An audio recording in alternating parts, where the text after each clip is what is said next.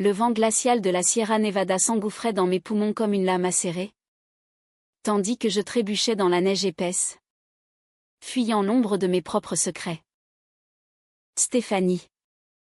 Reviens, hurla Caroline d'une voix déchirée.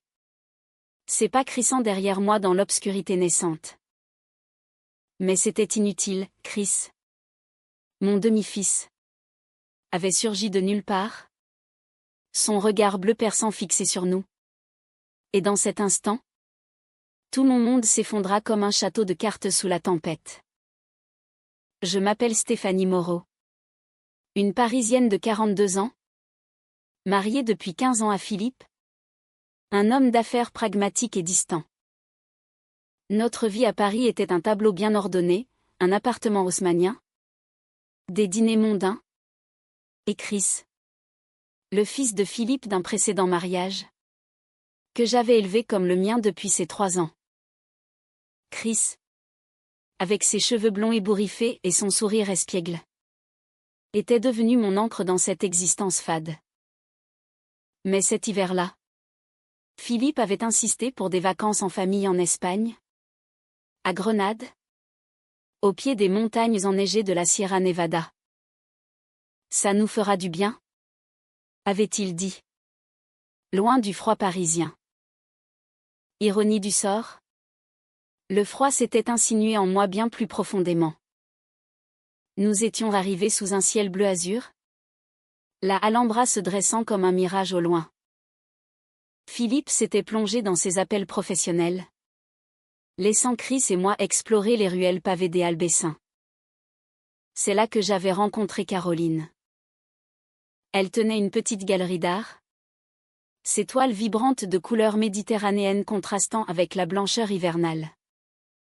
Caroline Ruiz, 38 ans, originaire de Madrid, mais installée à Grenade pour « respirer l'âme andalouse », comme elle le disait avec son accent chantant.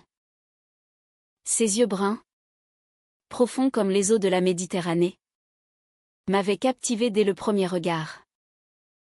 « Vous êtes française ?» m'avait-elle demandé. Un sourire malicieux aux lèvres, tandis que je contemplais une peinture abstraite représentant des flamencos enflammés. J'avais hoché la tête, et la conversation avait coulé comme un rioja vieilli. Elle parlait de Goya, de Picasso, et moi de Monet, de Duras. Chris, à mes côtés, s'ennuyait poliment, préférant ses écouteurs et sa musique rock.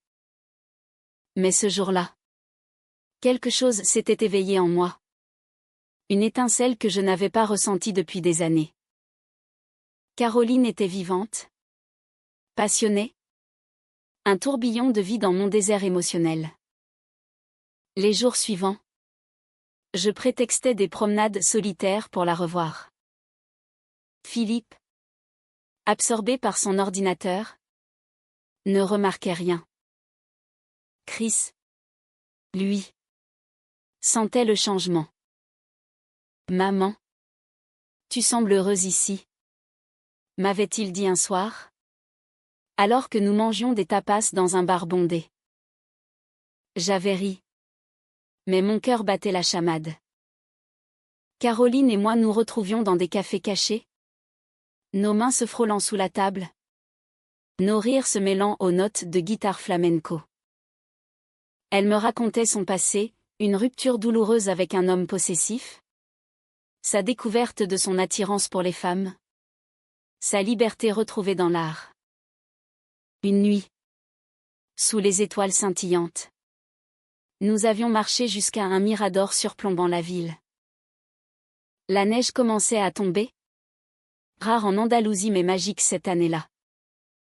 Stéphanie, tu es comme une toile inachevée, pleine de promesses, murmura-t-elle, ses lèvres effleurant les miennes. Ce baiser, doux et électrique, avait allumé un feu en moi. Pour la première fois, je me sentais vue, désirée. Non comme une épouse ou une mère, mais comme une femme. Mais la culpabilité rongeait déjà les bords de ce bonheur naissant. Philippe. Chris, comment pouvais-je trahir cette famille que j'avais construite? Les vacances s'étiraient. Et mon double jeu devenait insoutenable. Caroline voulait plus, des promesses. Un avenir. Laisse-moi t'emmener à Madrid. Loin de tout ça. Implorait-elle lors de nos rencontres clandestines. Je tergiversais. Déchiré entre l'amour naissant et le devoir. Chris. Observateur silencieux. Posait des questions innocentes. Qui est cet ami que tu vois si souvent? Je mentais. Mais ses yeux trahissaient un doute croissant. Puis vint le soir fatidique. Philippe était parti pour une réunion à Séville. Nous laissant seuls. Chris et moi.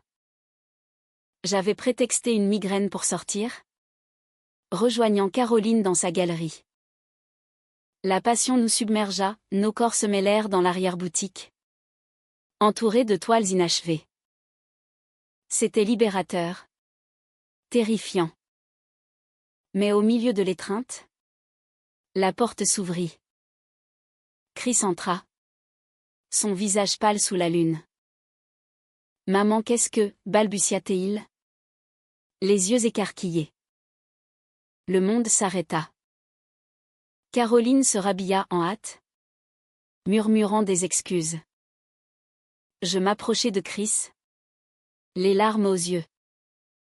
Laisse-moi t'expliquer. Mon chéri. Mais il recula. Le choc gravé sur ses traits. Il tourna les talons et s'enfuit dans la nuit enneigée. Je le poursuivis. Le cœur en miettes. Tandis que Caroline criait mon nom. C'était le début de la tempête. Cette nuit-là, je rentrai à l'hôtel, tremblante. Chris n'était pas là. Philippe appela. Inconscient du drame. Je passai des heures à errer dans les rues, appelant son nom. Enfin, je le trouvai assis sur un banc, fixant la Alhambra illuminée. Pourquoi? Maman? Demanda-t-il d'une voix brisée. Je m'assis à ses côtés. Et pour la première fois, je lui ouvris mon cœur, mon mariage sans passion. Ma solitude. Cette découverte tardive de moi-même avec Caroline. Chris écouta. Silencieux. Puis, à ma surprise, il prit ma main. Je t'aime. Maman. Peu importe qui tu aimes. Ces mots me transpercèrent. Mais il ajouta, papa doit savoir. La peur m'envahit. Le lendemain, Philippe revint. Et la confrontation était inévitable.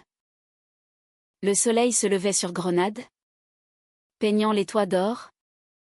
Mais mon âme était plongée dans l'ombre. Chris, mon demi-fils fidèle, avait tenu parole, il n'avait rien dit à Philippe cette nuit-là, me laissant le temps de rassembler mes forces. Pourtant, le poids de la trahison pesait sur nous comme la neige sur les branches fragiles des oliviers andalous. Caroline m'attendait dans un café près de la cathédrale. Son visage marqué par l'inquiétude. « Que allons-nous faire » demanda-t-elle. Sa main tremblante sur la mienne. Je la regardai. Cette femme qui avait éveillé en moi des sentiments enfouis depuis si longtemps. À Paris, ma vie était une routine grise, les matins pressés. Les soirées solitaires devant la télévision pendant que Philippe voyageait. Caroline, avec sa vitalité espagnole, m'avait offert une palette de couleurs vives. Mais à quel prix? Je dois parler à Philippe? Murmurai-je. Elle hocha la tête, les yeux brillants. Et nous, insista-t-elle. Je n'avais pas de réponse. L'amour que je ressentais pour elle était réel, profond, mais entrelacé de culpabilité. Étais-je prête à briser ma famille pour cela? Chris, Ce jeune homme de 18 ans que j'avais vu grandir? Méritait-il ce chaos? De retour à l'hôtel? Philippe était joyeux, parlant d'une excursion à la Alhambra. Chris évitait mon regard, jouant avec son téléphone. Durant la visite du palais Nasrid, les mosaïques intricées me rappelaient la complexité de ma vie, beauté et fragilité entremêlées. Tandis que Philippe photographiait les jardins, Chris s'approcha. Maman, je t'ai vue heureuse avec elle. Peut-être que c'est ce dont tu as besoin. Ces mots me stupéfièrent. Était-ce une approbation? Mais la trahison vint d'où je ne l'attendais pas. Ce soir-là, Caroline m'appela en urgence. Viens vite. À la galerie. J'y courus, le cœur battant. Là, je la trouvai en pleurs, entourée de toiles déchirées. Mon ex, Ravière, est revenu. Il sait pour nous. Il menace de tout révéler. Ravière, cet homme jaloux qu'elle avait quitté des années plus tôt, avait ressurgi comme un fantôme. Il avait vu nos messages, volé son téléphone pendant qu'elle peignait. La panique m'envahit. Si Ravière contactait Philippe, Caroline s'accrocha à moi. Il veut que je revienne avec lui. Sinon il détruit tout. Sa voix tremblait. Nous passâmes la nuit à parler, à nous enlacer, cherchant une issue. Mais au fond de moi, un doute s'insinuait. Caroline avait-elle vraiment coupé les ponts avec son passé? Ses explications semblaient hachées, comme si elle cachait quelque chose. Le lendemain, le choc. Chris m'attendait à l'hôtel, un air grave. Maman, j'ai vu Caroline avec un homme hier soir, après que tu es partie. Ils s'embrassaient. Mon monde vacilla. Était-ce Ravière? Une trahison dans la trahison? Je confrontai Caroline. Elle nia d'abord, puis avoua, c'était pour le calmer. Pour qu'il nous laisse tranquilles. Ses larmes coulaient, mais je sentais la fissure. Était-ce de l'amour ou de la manipulation? La colère bouillonnait en moi. J'avais risqué ma famille pour cela? Philippe remarqua mon trouble. Qu'y a-t-il? Chérie? Demanda-t-il lors du dîner. Chris, silencieux, observait. Je craquai. Il faut qu'on parle. Dans notre chambre, je lui avouai tout, ma rencontre avec Caroline, mes sentiments, le baiser. Philippe blêmit, puis explosa. Comment as-tu pu? Après tout ce temps? Ces mots me lacérèrent. Chris entra, alerté par les cris. Papa, calme-toi. Maman est humaine. La nuit fut un tourbillon d'émotions. Philippe partit marcher, me laissant avec Chris. Pourquoi as-tu fait ça? Demandai-je, pensant à sa révélation sur Caroline. Il baissa les yeux. Je ne voulais pas que tu souffres plus. J'ai inventé ça pour te protéger. Caroline n'a rien fait de mal, c'était Ravière qui la harcelait. Mon cœur se serra. Chris avait menti pour moi? Pour briser le cycle? Le lendemain, Ravière se présenta à l'hôtel, furieux. Caroline est à moi, hurla-t-il en espagnol. Philippe, de retour, le confronta. Une bagarre éclata. Verbale d'abord, puis physique. Chris s'interposa, protégeant son père. Dans le chaos, je réalisai l'ampleur des dommages. Caroline arriva, essoufflée. Ravière, c'est fini. cria-t-elle, appelant la police. Une fois le calme revenu, nous nous assîmes tous. Philippe, blessé mais réfléchi, admis, notre mariage est mort depuis longtemps. Caroline, les yeux rougis, murmura, je t'aime, Stéphanie. Mais je ne veux pas détruire ta vie. Chris, le pilier inattendu, prit la parole, maman. Suis ton cœur. Je serai toujours là. Cette révélation changea tout. La trahison de Chris n'en était pas une, c'était un acte d'amour maladroit. Il avait vu ma souffrance et voulait m'épargner plus de douleur. Nous passâmes les jours suivants à recoller les pièces, discussions interminables. Larmes. Rires nerveux. Les flocons dansaient dehors comme des souvenirs effacés. Tandis que nous nous réunissions dans la villa louée, transformée en arène de vérité. Philippe, assis dans un fauteuil, fixait le feu de cheminée. Stéphanie, je t'ai aimé. Mais nous nous sommes perdus. Ces mots, prononcés avec une tristesse résignée, libérèrent un poids de mes épaules. Caroline, à mes côtés, serrait ma main. Son parfum de jasmin apaisant mon tumulte intérieur. Chris, ce jeune homme que j'avais sous-estimé, devint le médiateur inattendu. Papa, maman mérite d'être heureuse. Et toi aussi.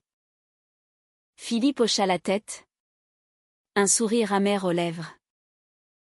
Il avoua ses propres infidélités passées, des aventures fugaces lors de voyages d'affaires. La révélation nous stupéfia tous. Nous étions tous les deux en cage, conclut-il. Cette nuit-là, nous décidâmes d'une séparation amicable, pour le bien de Chris. Mais le chemin vers la guérison était semé d'embûches. Caroline et moi explorions notre relation avec prudence. Nous marchions dans les sentiers enneigés de la Sierra, parlant d'avenir. Viens vivre à Madrid avec moi, proposa-t-elle. L'idée m'excitait et me terrifiait. À Paris, j'avais une vie établie, amie, travail comme professeur de littérature. Et Chris? Il préparait ses études supérieures. Un après-midi, alors que Philippe emballait ses affaires, Chris me prit à part. Maman, je sais que tu m'as élevée avec amour, même si je ne suis pas ton sang. Mais j'ai peur de te perdre. Ses yeux, si semblables à ceux de son père, brillaient de vulnérabilité. Je l'étreignis. Tu ne me perdras jamais. Tu es mon fils. Point final. Il sourit. Puis ajouta, Caroline est sympa. Elle te rend radieuse. Pourtant, la jalousie de Ravière persistait. Il envoya des messages menaçants à Caroline, promettant de ruiner sa galerie. Nous allâmes à la police. Mais en Espagne, les affaires de cœur étaient compliquées. Caroline, forte mais ébranlée, peignit une toile immense, 2 femmes enlacées sous la neige, symbolisant notre lien. C'est pour toi, dit-elle en me l'offrant. Le climax survint lors d'une soirée flamenco dans un tableau de Sacremonte. Philippe avait insisté pour une dernière sortie en famille. La musique pulsait. Les danseuses tourbillonnaient en robe rouge. Caroline nous rejoignit, discrète.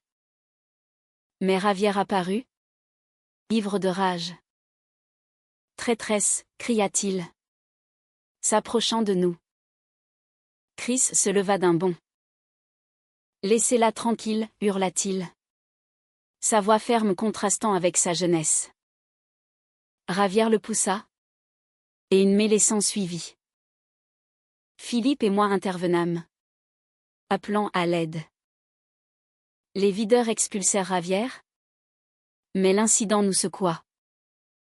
Dans la rue froide, Caroline pleura dans mes bras. Je ne veux pas que cela te détruise. Chris, essuyant une égratignure, déclara, maman. Caroline, vous méritez d'être ensemble. Je m'occuperai de papa. Son sacrifice muet me toucha profondément.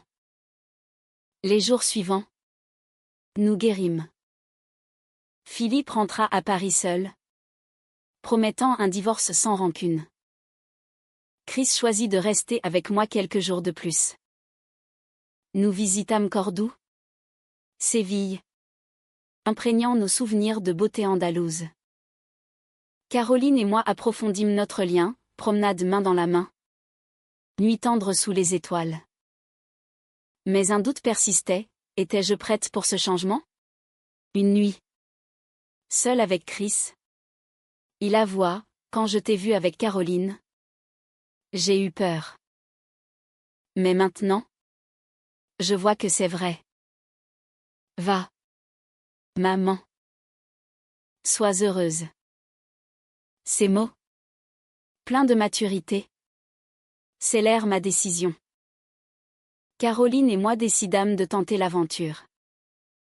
Elle vendit sa galerie. Je démissionnai de mon poste. Chris, rentrant à Paris pour ses études, promit des visites régulières. Tu es ma famille. Peu importe où tu vis, dit-il en m'embrassant à l'aéroport. Le printemps pointait à l'horizon. Mais l'hiver de nos cœurs s'attardait encore un peu. Madrid nous accueillit avec ses avenues animées. Ses plazas bruissantes de vie. Caroline et moi louâmes un appartement dans le quartier de Malazana, entouré d'artistes et de bohèmes. Chaque matin, je me réveillais dans ses bras, le soleil filtrant à travers les volets, et je me sentais renaître. Pourtant, les échos du passé résonnaient. Philippe appelait régulièrement, discutant des détails du divorce avec une courtoisie surprenante. Je suis content pour toi, Stéphanie, dit-il un jour. Chris, installé dans un studio étudiant à Paris, envoyait des photos de ses sorties. Ses messages pleins d'humour. Dis à Caroline que son paella est meilleur que les croissants, écrivait-il. Notre relation fleurit dans cette nouvelle vie. Caroline peignait. Moi j'écrivais un roman inspiré de notre histoire, une ode à l'amour tardif. Aux découvertes inattendues. Nous explorions l'Espagne ensemble, les plages de Barcelone, les vignobles de Rioja. Mais les conflits intérieurs persistaient. Je manquais à Chris, il me l'avouait lors de nos appels vidéo. Paris sans toi est vide. Maman. Un week-end, il vint nous rendre visite. Voir Chris et Caroline interagir fut magique, ils riaient. Débattaient d'art et de musique. Tu as bon goût. Maman. Taquina-t-il. Mais lors d'une promenade au Retiro, il confia, j'ai eu peur que tu m'abandonnes. Comme ma vraie mère l'a fait. Mon cœur se brisa. Sa mère biologique l'avait laissé à Philippe bébé.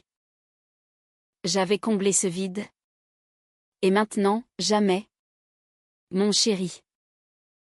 Tu es mon monde. Cette visite scella notre famille recomposée. Chris accepta pleinement Caroline, la traitant comme une seconde mère. Ravière, après une injonction judiciaire, disparut de nos vies. La trahison initiale ma cachotterie. Le mensonge de Chris devint une leçon de vulnérabilité. Des mois plus tard, lors d'un Noël revisité à Madrid, Philippe nous rejoignit. Autour d'une table garnie de turons et de vin, nous trinquâmes à l'avenir. À l'amour, sous toutes ses formes, proposa Chris. Ces mots, empreints de sagesse, résonnèrent en moi. Ce qui avait commencé comme une tempête hivernale s'était mué en un printemps d'espoir. Aujourd'hui, je vis pleinement, aimé par Caroline, soutenu par Chris, en paix avec Philippe. L'Espagne, avec son mélange de passion et de mélancolie, m'a offert une seconde chance. Et Chris, ce demi-fils qui a fait cela, mentir pour me protéger, s'interposer pour nous sauver, est devenu le héros discret de notre histoire. Une histoire lesbienne vraie, tissée de drames, d'émotions, de romance et d'humanité.